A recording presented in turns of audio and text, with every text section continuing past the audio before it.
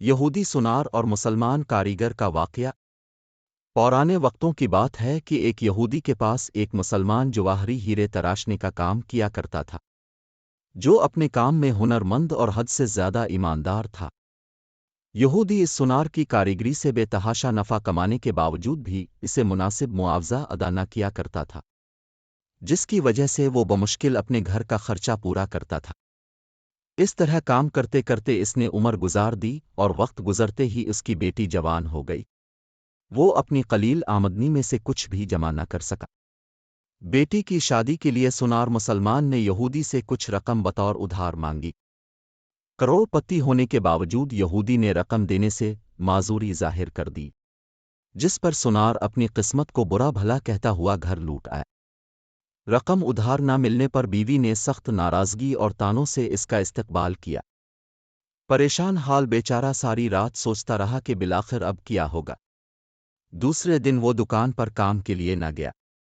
بعد میں یہودی سونار کے بلانے پر جب وہ دکان پر پہنچا تو اس کے ہاتھ میں ایک پوٹلی تھی، جو اس نے یہودی کے سامنے کھول کر رکھ دی۔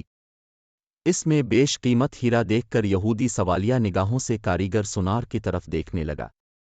کاریگر بولا، مالک یہ ہمارا خاندانی ہیرا ہے، اسے بیچنے کی اجازت نہیں۔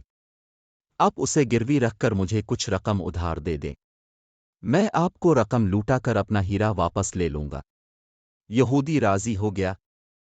مسلمان کاریگر نے قرضے کی رقم سے بیٹی کی شادی کر لی، پھر دن رات محنت کر کے قرض کی رقم آہستہ آہستہ ادا کرنے لگ گیا۔ قرضے کی آخری قسط ادا کرنے کے بعد مسلمان کاریگر نے اپنے ہیرے کا مطالبہ کیا۔